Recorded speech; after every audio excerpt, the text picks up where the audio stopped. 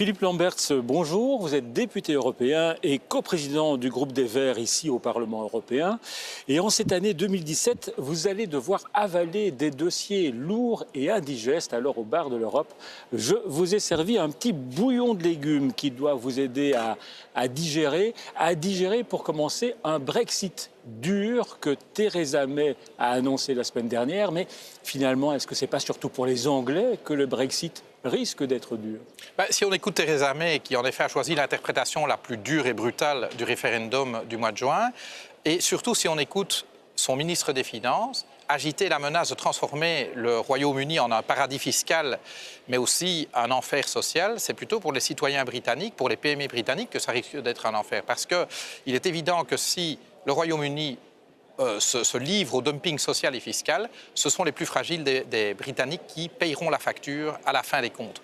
Et donc, en effet, je pense que c'est un choix qui sera difficile à avaler pour peut-être une partie de ceux qui ont voté pour le retrait de l'Union européenne. Maintenant, ça affaiblit malgré tout l'Europe. Il ne faut pas non plus s'imaginer que c'est une bonne nouvelle que l'Union européenne perde un de ses membres numériquement les plus importants. Le Royaume-Uni, par exemple, sur le front de la régulation financière, a parfois été beaucoup plus ambitieux que la France et l'Allemagne, arc-boutées dans la défense de leurs grandes banques systémiques. Pensez à BNP Paribas ou à Deutsche Bank. Et donc, même pour des gens comme moi, qui ne sont pas vraiment néolibéraux, eh bien, parfois, il est bon d'avoir des Britanniques autour de la table pour s'attaquer aux privilèges de certaines catégories de la société ou de l'économie. Mais au sein de l'Union, les Britanniques faisaient déjà chambre à part. Est-ce qu'on ne fait pas qu'entériner un état de fait? Il y a une différence entre faire chambre à part et quitter la maison. Et donc, clairement, ils ne seront plus dans la maison. Et s'ils faisaient chambre à part, ils participaient encore au repas collectif. Je rappelle que le Royaume-Uni est un contributeur net au budget de l'Union européenne. C'est-à-dire qu'il reçoit, mais en fait, il paye. Malgré le fameux rabais obtenu par Margaret Thatcher, le Royaume-Uni contribue plus au budget européen qu'il n'en reçoit. Et donc, ce sera une perte nette aussi pour les 27 qui restent sur le continent. 3 millions d'Européens qui travaillent en Grande-Bretagne, est-ce qu'ils ne risquent pas d'être utilisés comme monnaie d'échange, comme otage, pour obtenir certaines choses? Si, bien sûr, mais bon, il y a également plus d'1 million de Britanniques sur le territoire des 27 autres États de l'Union.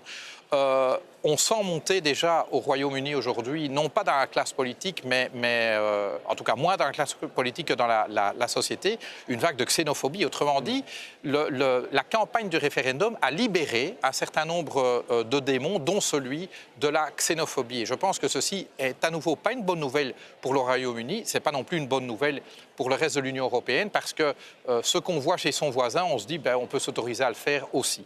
Alors, je vais vous montrer l'une ou l'autre photo, Philippe Lamberts, que je vais vous demander de commenter, à commencer par celle-ci.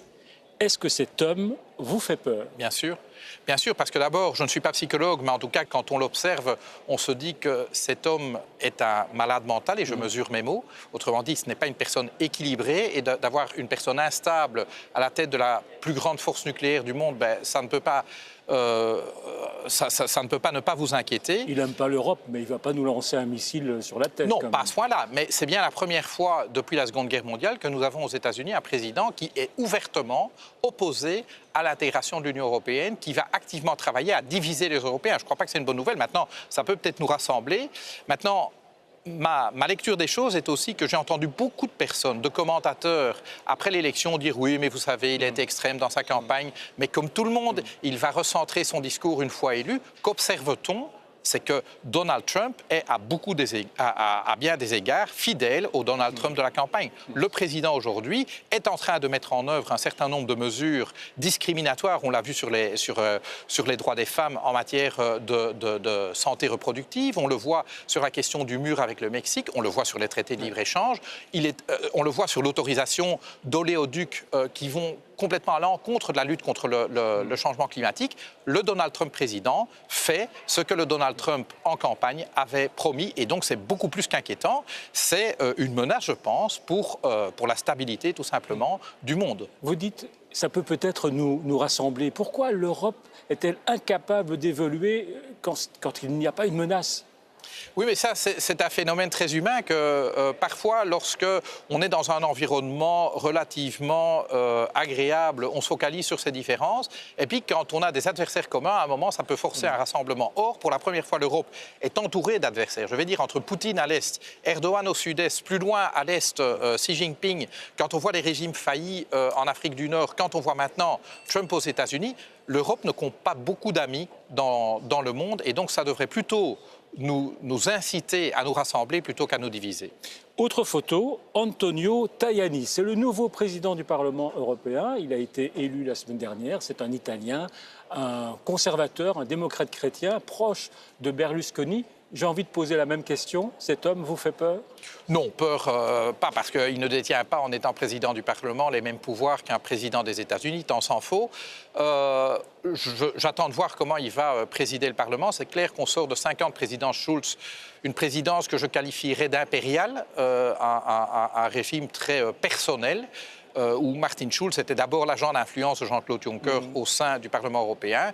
Est-ce que Tajani sera moins au service des intérêts de Jean-Claude Juncker? Je ne le pense pas, parce qu'il fait partie de la même famille politique. On dit parfois que c'est l'homme de l'industrie et pas l'homme des citoyens. Oh, clairement, je veux dire, quand il a été commissaire européen à l'industrie, il a bien montré pour qui il roulait, et d'ailleurs il ne s'en cache pas.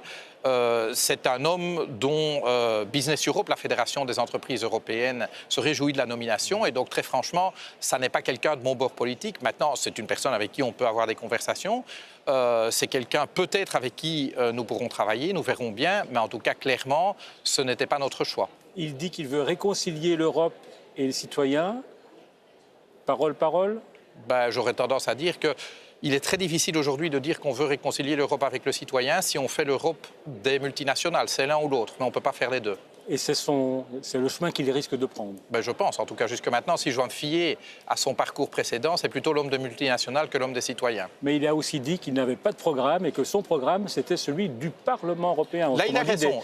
Députés. Et enfin, on a au moins un président du Parlement qui reconnaît que la présidence du Parlement, ce n'est pas un poste de Premier ministre, ce n'est pas un poste qui détermine la politique européenne. La politique européenne, elle est déterminée par les majorités au Parlement et au Conseil. Et donc, c'est là que ça se joue. Ça n'est pas le président du Parlement qui détermine et conduit la politique de l'Union européenne. Philippe Lamberts, une petite boule surprise avec une boule question surprise. Allez.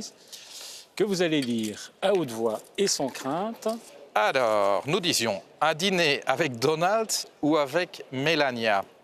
De toute façon, je ne pense pas qu'on peut avoir un dîner avec l'un sans l'autre. Et très franchement, ça ne me tente pas beaucoup. Je préférerais, honnêtement dit, à tout prendre, un dîner avec Barack et Michel. Maintenant, ils ont du temps et donc, s'ils sont prêts à m'envoyer une invitation, j'y répondrai avec plaisir. Merci Philippe Lamberts d'être venu au bar de l'Europe. La petite cuillère pour le bouillon de légumes, mais je me demande si ce n'est pas remontant qu'il faudrait plutôt à l'Europe. Oui, je pense. Oui, donnez-moi une bonne chouffe et on en parle.